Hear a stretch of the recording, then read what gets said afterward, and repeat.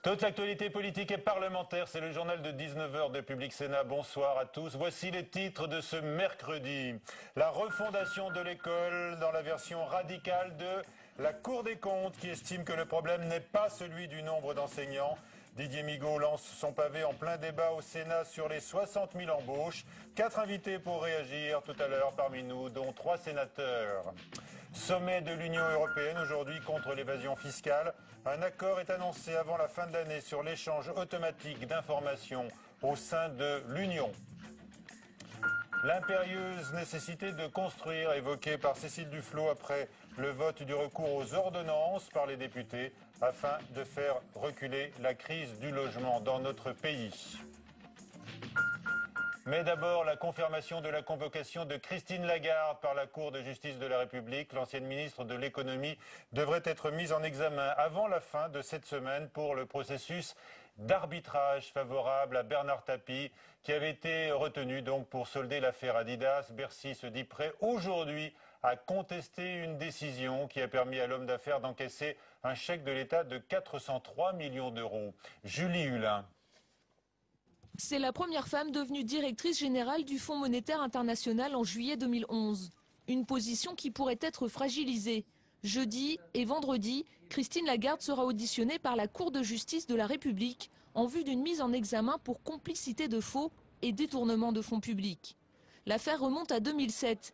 À l'époque ministre de l'économie de Nicolas Sarkozy, Christine Lagarde prend la décision de clore le conflit qui opposait Bernard Tapie et le Crédit Lyonnais sur la vente d'Adidas en recourant à un arbitrage privé plutôt qu'à la justice ordinaire. L'ancienne ministre a-t-elle pris cette décision seule ou sous la pression de l'Élysée? Ce choix a en tout cas permis à Bernard Tapie d'empocher 403 millions d'euros. Christine Lagarde est aujourd'hui accusée d'avoir eu recours à un arbitrage privé alors qu'il s'agissait d'argent public.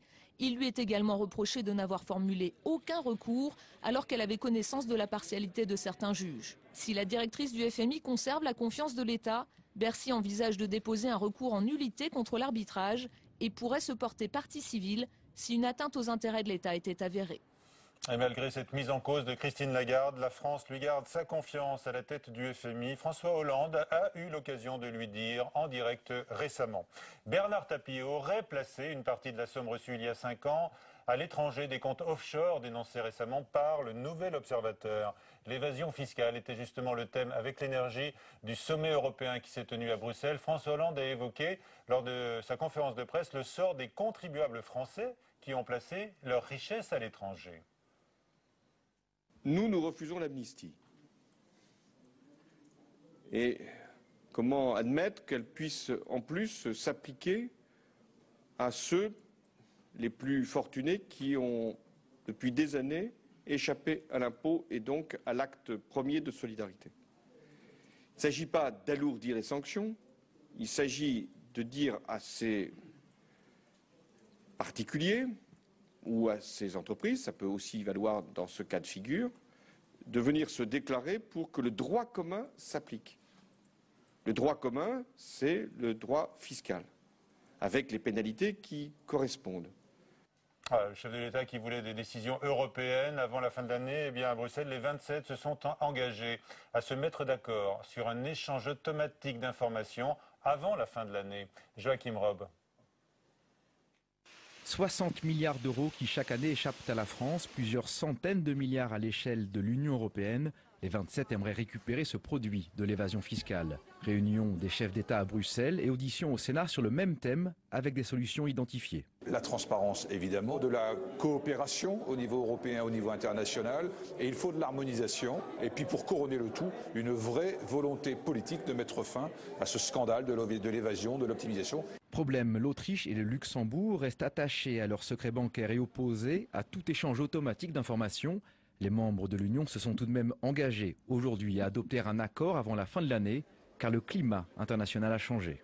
Le fait que tous les grands États de l'OCDE soient cette fois résolus à agir, et les plus grands États devraient inciter des pays comme l'Autriche et le Luxembourg à la sagesse.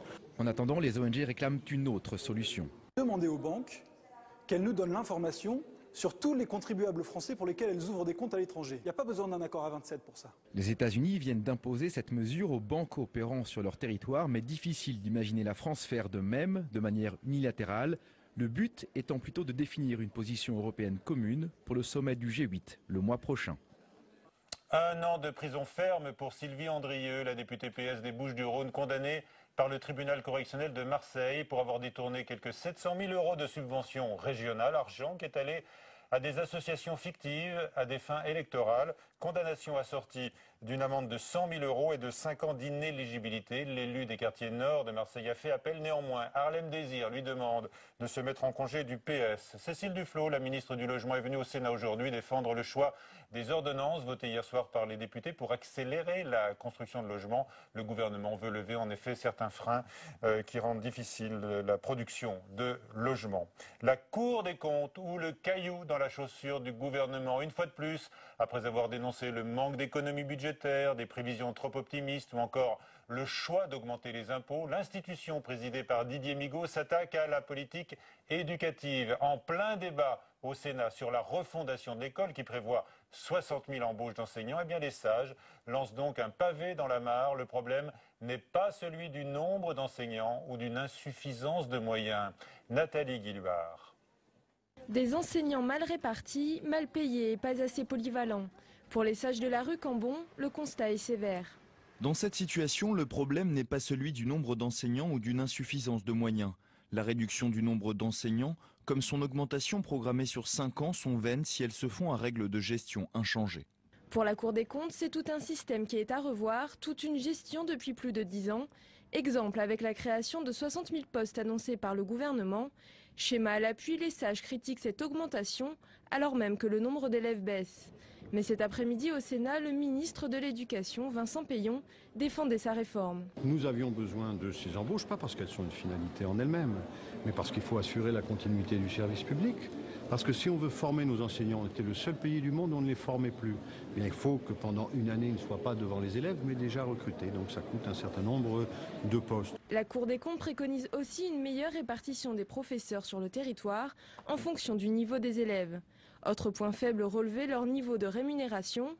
Au total, 19 propositions jugées radicales par le monde enseignant. Pas sûr que Vincent Peillon prenne le risque de s'en inspirer.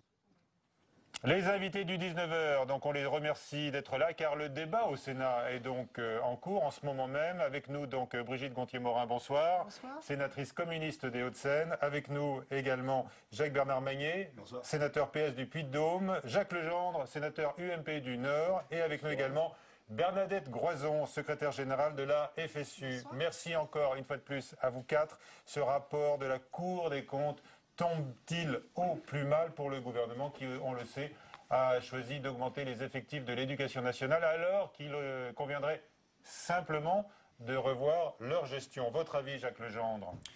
Je dois dire que c'est ce que nous affirmons depuis déjà pas mal de temps. Nous pensons qu'il faut d'abord utiliser de la manière la plus pertinente les moyens de l'éducation nationale, dont je rappelle quand même qu'ils ont fortement augmenté les 30 dernières années. Ils ont diminué sous Nicolas Sarkozy. Globalement, ils ont été maintenus, globalement. 80 000 postes en moins.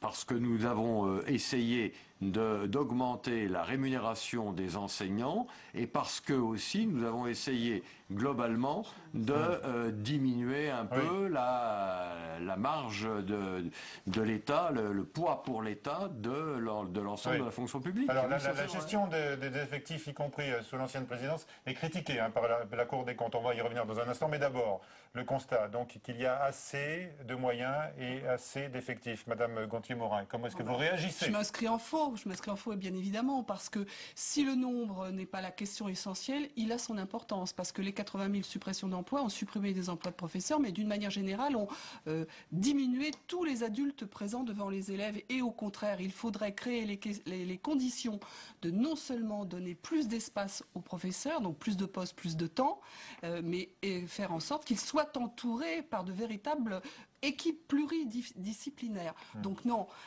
cette question du nombre est importante, mais pas suffisante. Il faut aussi engager une réforme profonde pédagogique. D'accord. Alors, votre avis, Monsieur Magnier? Écoutez, moi je crois que ce rapport, loin de nous affliger, nous conforte, puisqu'il concerne la gestion de l'équipe gouvernementale précédente. Il juge les 8 dernières années. jusqu'en 2012. Enfin, il dit aujourd'hui, ça ne sert à rien d'embaucher non plus. Hein. Il dit, ça ne sert à rien si on fait comme cela a été fait dans les dernières années.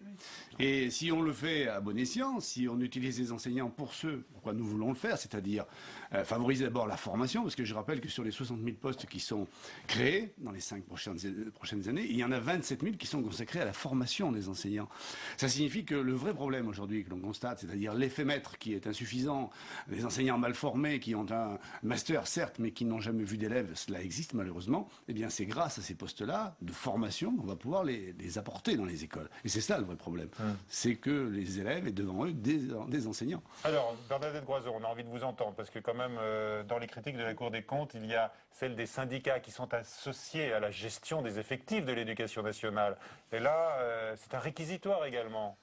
Ce rapport de la Cour des comptes, il est quand même étonnant parce qu'il nous ramène quelques années effectivement en arrière et avec des préconisations qui sont d'un temps révolu. Ça a été dit, on nous reparle sur la question des moyens. La question ne serait que celle des moyens et de la gestion, alors qu'on pensait que notamment avec cette loi de refondation qui aujourd'hui à l'examen au Parlement, on rentrait dans une nouvelle ère où on allait discuter des moyens pour quel projet éducatif et pédagogique, et c'est bien de ça dont il faut parler aujourd'hui. Quand on réquisitoire sur les organisations syndicales, sans mettre en cause les moyens. Là aussi, écoutez, franchement, les partenaires sociaux, je crois, sont utiles à ce pays. Ils le prouvent nettement depuis ces derniers mois où ils participent à beaucoup de discussions. Donc la question est bien celle, effectivement, aujourd'hui, de discuter sur les métiers, la formation, les pratiques professionnelles, et il y a besoin de moyens pour cela, effectivement, et nous avons besoin de ces 60 000 postes. Mieux que la situation actuelle. On rappelle que la France décroche dans le classement de la réussite scolaire. Donc on peut faire mieux. À effectif constant, 837 000 profs, 17% du budget de l'État pour l'éducation nationale, Madame Groison. Elle décroche après des années. Les élèves diminuent. Elle décroche après des années de suppression de postes et de crédits quand même. Et il faut quand même regarder à quel moment est faite cette étude. Et quand même, la France effectivement décroche. La question du coût des moyens est interrogée. Et ce rapport cherche à justifier les 80 000 suppressions d'emplois ces 5 dernières années. Non, il y a une question de moyens. On ne peut pas dire qu'un rapport de la Cour des comptes ne cherche pas à justifier. Un rapport de la Cour des comptes constate. Ça n'est pas un organisme politique. Son président vient d'ailleurs du Parti socialiste. Ça n'est pas a priori un ennemi du gouvernement. Je crois que c'est sérieux et qu'il faut en tenir compte. Ce rapport ignore, Madame Gauthier-Morin. Ce rapport ignore la question fondamentale qui est posée aujourd'hui à notre société en termes d'éducation. C'est celle de la nécessité d'un nouveau rapport au savoir, avec des savoirs qui sont de plus en plus complexes, de plus en plus savants, disons-nous. Donc, il y a bien besoin de s'interroger sur la manière dont on va répondre à cette exigence d'élévation des qualifications. Ce rapport évoque néanmoins les inégalités scolaires, la situation dans les quartiers difficiles. Absolument. Et pointe le fait qu'on ne met pas les moyens, toujours à effectif constant, ça c'est la politique des sages de la rue Cambon, on l'a compris, mais qu'on ne met pas les moyens nécessaires là où il en faudrait. Par exemple, on ne met pas les meilleurs profs là où on en a besoin. Mais on doit trancher une question, c'est celle de savoir si on considère que tous les élèves sont capables d'apprendre. Alors, si tous les élèves sont capables d'apprendre, il faut penser le service public national de l'éducation qui va y répondre. Donc, évidemment qu'il faudra mobiliser des forces à des endroits particuliers qui sont plus défavorisés. Le rôle de l'école maternelle... Y compris en donnant des primes, par exemple, en incitant financièrement les enseignants, parce qu'il y a ça aussi dans le rapport. Oui, tout à fait. Tout à fait. Prime au résultat. Nous avons Non. Moi, je ne suis pas d'accord sur cette question du prime au résultat. Vous n'êtes pas d'accord. Chacun son tour. Il faut mieux payer. Et je veux dire, bien sûr qu'il faut mieux payer les enseignants. Madame la sénatrice. Mais si réforme fondamentale il doit y avoir, et je suis pour, cette réforme doit d'abord se faire en concertation avec les intéressés. Et la question, ce n'est pas le fait d'avoir moins de statut. Manifestement, la concertation, c'est l'immobilisme, selon la Cour des comptes. On revient au rôle et au poids des syndicats. Le corporatisme, fustigé parfois. On négocie en arrivant avec des principes arrêtés, qui est celui de la restriction budgétaire et du démantèlement des statuts. Voilà. Je crois que c'est Alors, pas là, possible. certains disent que la restriction budgétaire, la baisse du nombre des effectifs, et Jacques Legendre va réagir parce qu'il veut prendre la parole depuis un moment, ça permet justement d'augmenter les profs, hein, ceux qui restent en tous les cas, ceux qui sont dans la place. On va y revenir dans un instant. Que la réduction du nombre des enseignants permettait aussi d'augmenter la rémunération des enseignants. La moitié de l'économie était destinée à augmenter la rémunération des enseignants, de même que le recrutement au niveau du master permettait, en fonction de la grille de la fonction publique, d'améliorer leur rémunération. Jacques, je crois qu'il faut quand même le rappeler et que ça a été voulu par le précédent gouvernement. Monsieur Magnier, vous contestez le fait que le fait de réduire les effectifs permet de revaloriser les carrières. C'était effectivement le discours de votre président, monsieur Legendre. Oui, c'était le discours, mais ça s'est arrêté au niveau du discours. Parce que si on a bien compris... Pour donner à l'eau, pour mettre dans l'autre, c'est pas possible. Est-ce que dans ce pays, il y a les moyens d'investir dans l'éducation et est-ce que faire cela, c'est préparer l'avenir et les atouts du budget de l'État. Oui, d'accord. Et alors c'est la première préoccupation des Français que d'avoir des enfants qui sont bien instruits. Ça broche sur la question de l'emploi. Il faut monter jusqu'à combien dans l'idéal? On n'est pas là dans une négociation de tapis, de marchand de tapis. Voilà. Moi, je crois que s'il y a une réforme à engager, il faut la faire avec les intéressés véritablement et prendre le temps de cette réforme. Il y a besoin de réforme d'urgence parce que cela a été dit avant moi, la droite a cassé le système public gravement. Elle l'a cassé, c'est mon opinion. Nous avons voté ensemble la refondation de l'école. Nous verrons. On n'est pas sûr du vote des communistes. Mais c'est ce que dit Mme Gauthier-Morin, nous sommes partis pour cela, puisque les moyens que nous apportons, et qui sont même contestés aujourd'hui, puisque même la Cour des comptes dit que ce n'était pas nécessaire, je crois que nous sommes ensemble, tous les partis de la gauche au Sénat, les radicaux, les écolos, les communistes et nous, pour dire que c'est nécessaire. C'est important, c'est important. Parce que ça ne retire pas un autre fait sur lequel on devrait tous s'interroger. Il y a 30 ans, 130 000 à 140 000 jeunes sortaient de l'école sans qualification et sans formation suffisante. On a multiplié par 2 les budgets d'éducation et il y a encore 130 à 140 000 jeunes qui sont dans cette situation. Alors la réforme, elle est nécessaire. Il faut marcher sur 2 jambes. De droite et de gauche. On ne peut pas considérer la question des moyens sans engager une réflexion profonde sur la pédagogie à engager. Vous avez remarqué que les partis de gauche au Sénat sont d'accord sur les moyens. Nous les apportons. Oui, mais vous n'êtes pas sûr quand même, excusez-moi, vous n'avez pas été rassuré totalement sur le vote communiste. Ils se sont abstenus à l'Assemblée nationale, au Sénat. Ça sera le moment. Moi, je suis au Sénat, Madame Gauthier-Morin. Mais laissez-nous travailler. Nous venons juste d'entamer la séance publique. À quoi on sert? La question est posée. Améliorer. La question est posée. Elle est légitime. Mais votre réponse, et vous verrez. Pendant 5 jours, nous disons travaillons, confrontons, construisons, élaborons. Enfin, donnons cette visée qu'attendent les enseignants. Parce que nous parlons de la revalorisation du métier d'enseignant.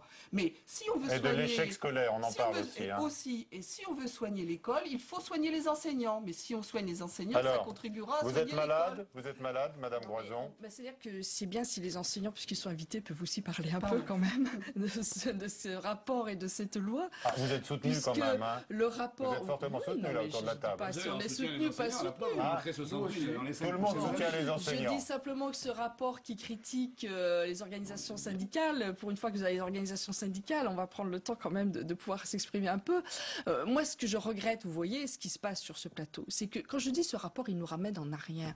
Il refocalise la question uniquement sur la question de la gestion et des moyens. Nous croyons... C'est la Cour des comptes. Nous pensions...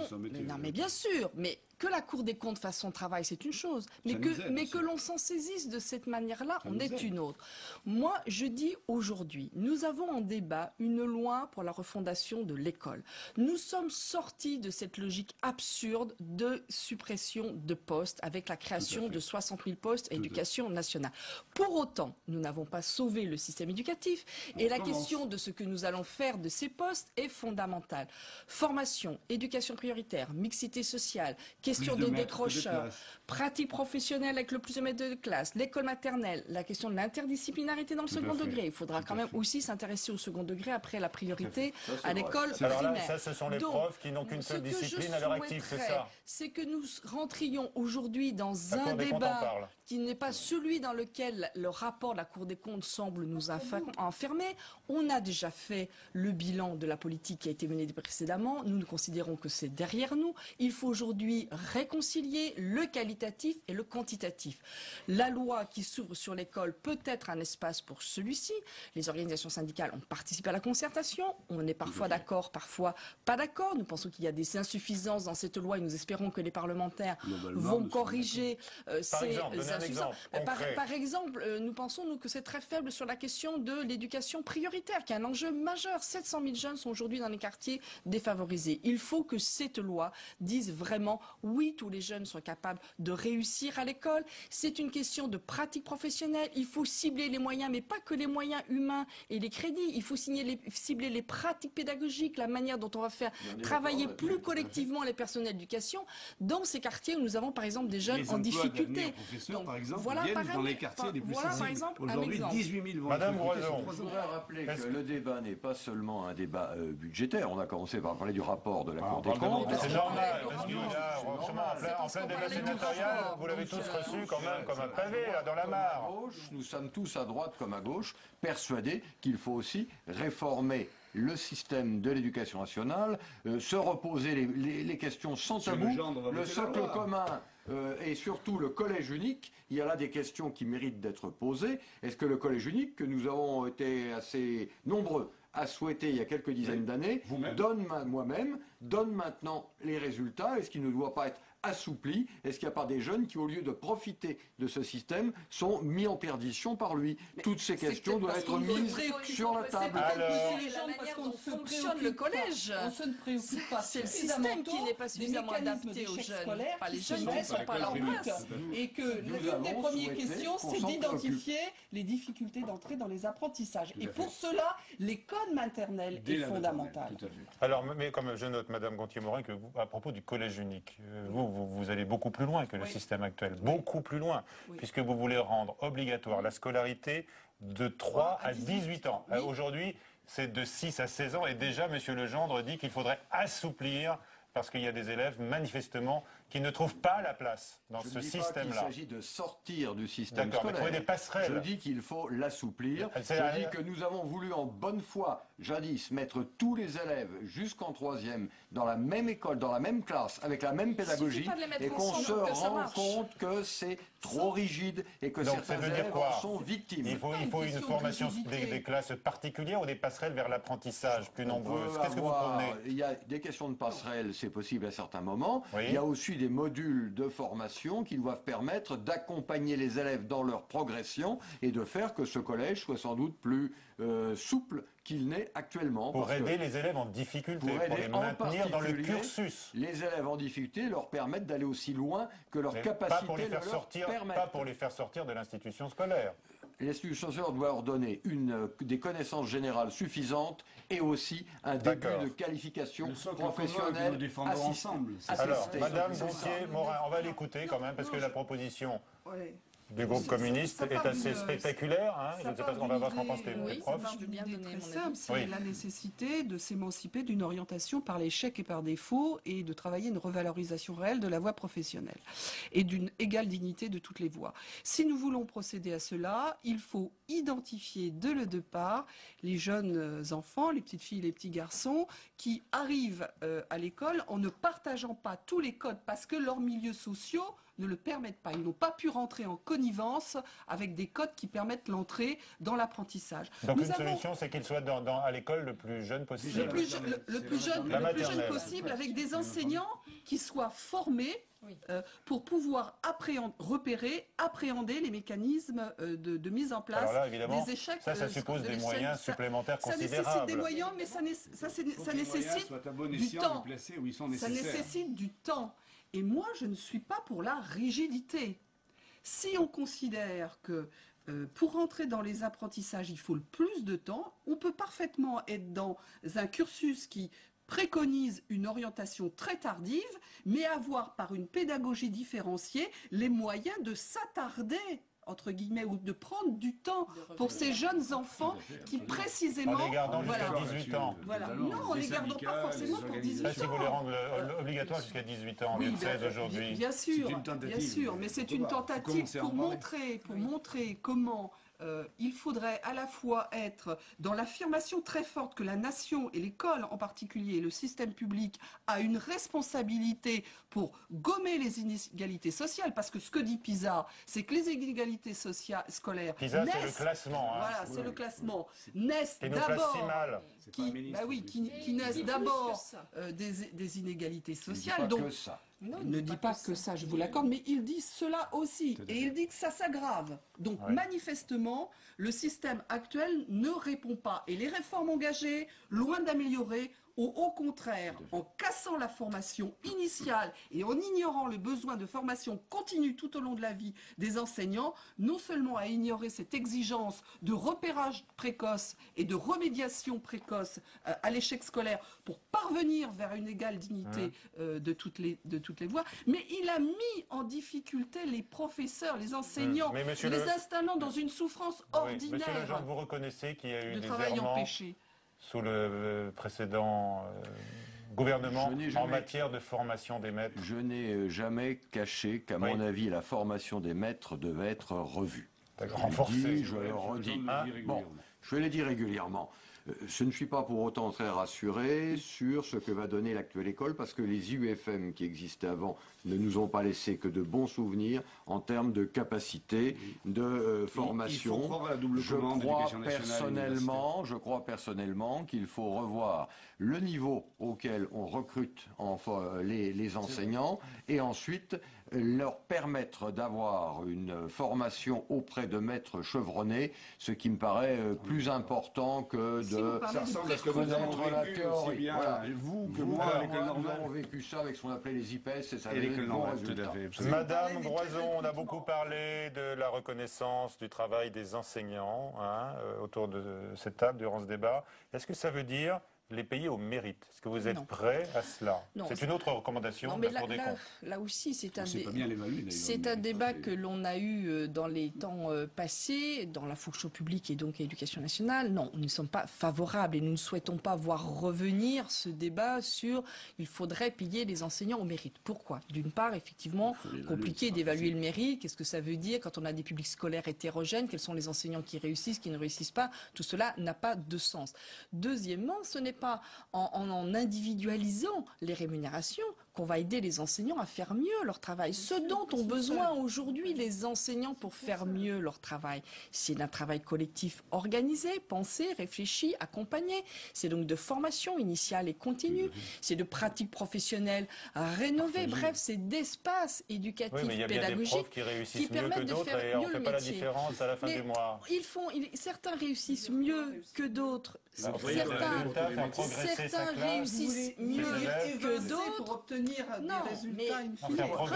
Vous regardez les effets, vous ne regardez pas les causes. Vous regardez les effets, vous ne regardez pas les causes. Oui, il y a des enseignants qui y arrivent mieux que d'autres. Regardons les causes et travaillons ces causes. Ce dont je vous parle, ce sont les causes. Je vous dis, la rémunération au mérite ne permet pas de faire réussir mieux les élèves. Or, l'enjeu aujourd'hui, c'est cela. Et ce que veulent les enseignants, c'est bien sûr être mieux reconnus, donc être mieux payés. Ça, c'est un autre débat sur le gel des salaires dans la fonction publique, etc.